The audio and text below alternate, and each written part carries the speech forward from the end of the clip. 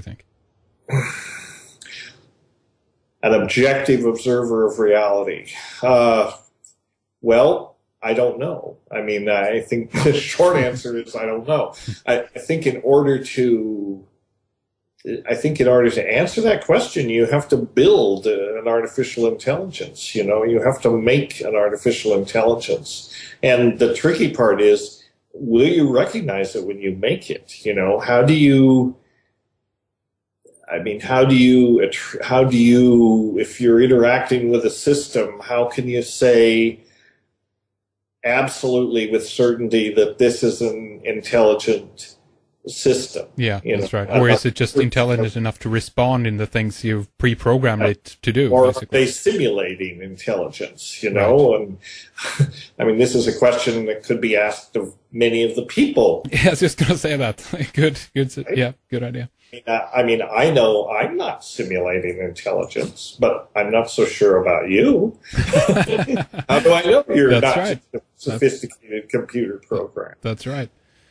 I think that, I think you're onto something when you mentioned that our senses, potentially opens up on psychedelics, that the filters that our brain puts on reality are kind of open up, which would, if that's true, which would imply that the reality is incredibly more rich than we give it tribute to, but this is the reason, as you mentioned before, that this has been a necessity maybe for our development. If all our senses were wide open, Dennis, and if everything was flooding in, if you will, at 100% all the time, we wouldn't be able to cope, I think, with reality. This filtering process has been a necessary a mechanism, if you will, right? Yes, yeah. I mean, it's absolutely necessary for survival, so it has evolutionary consequences. But now, I mean, if you're a hunter-gatherer, if you're living in a situation where you want to be pretty attuned to your environment, you never know when that saber-toothed tiger might show up, and you want to be on top of it when that happens. Most of us don't live now in such a life-threatening situation, so there are times when it's better to let your defenses down and let things flow in that normally would not, because you can learn from those things. I mean, this is really the whole rationale when it comes to psychedelics, the importance of set and setting.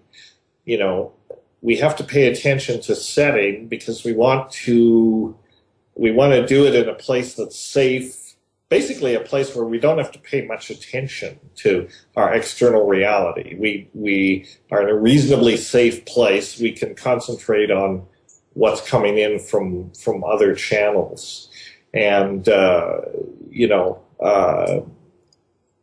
and if we can do that, we can learn a lot from what we are genetically and evolutionarily programmed to filter out most of the time, because it's not immediately relevant to our survival, our reproduction, our next meal, all of these things. But it could be very relevant to our eventual, evolution and learning, and maybe crossing some of these threshold points so that we do become something, more than human.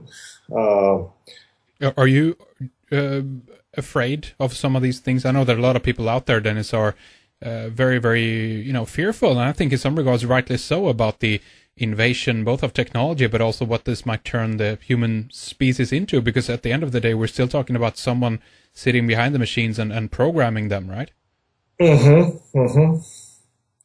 Well, am I afraid?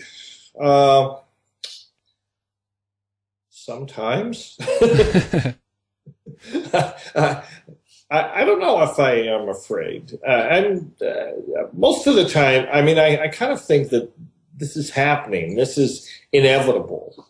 And it's happening it's not happening so rapidly that it's alarming. Well, things are happening rapidly, but I think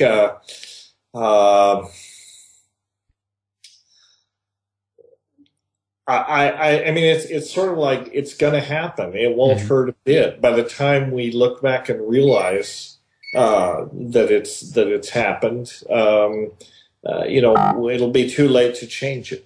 It's sort of like I said earlier. If we look back to a person even in the mid to late 20th century, the way we were in 1980s, 1990s, life was very different, Yeah. And we lived through that. We're still kind of the same people, but we don't think probably the same way that we did then. That's probably true. Yeah.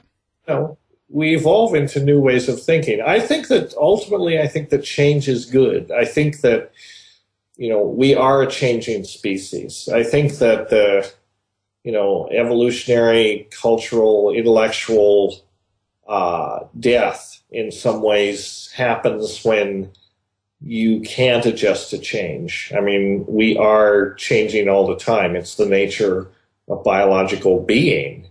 And we certainly know that we have to change radically just about everything about us, from biology to social institutions to technology, if we're going to survive on this planet. I mean, we have made a lot of bad choices, since the Industrial Revolution, that have put us in great danger. And so now we sort of have to have a much clearer understanding of what's going on and what we might be able to do to fix it. We haven't been thoughtful in the decisions that we've made.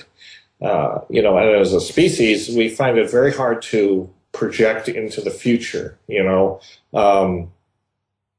we look back at the end of the 70s, for example, some of the questions that we're now confronted with regarding energy and petroleum and all that were asked back in the 70s, back at the end of the 70s, and sort of swept away. They were like, yes, these are important questions. We don't have to think about them. If we had addressed them 30 or 40 years ago, we would not be facing a lot of the problems that we're facing now.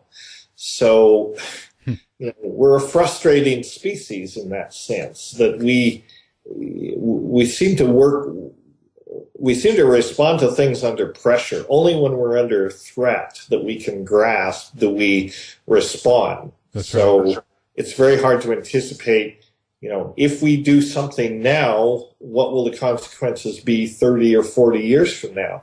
If we had had that conversation and seriously had that conversation, then I think we'd be in much better shape than we are now. But we didn't do that. So now we're faced with a lot of decisions that we have to make that are, we don't have the luxury of time anymore.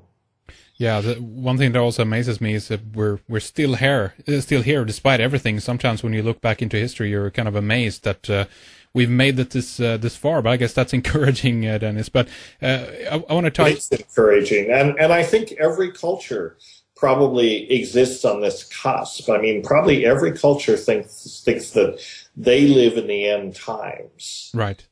They live on the absolute cutting edge of history, and it's true. I mean, the present is the cutting edge of history, so we're no different than every culture in that respect.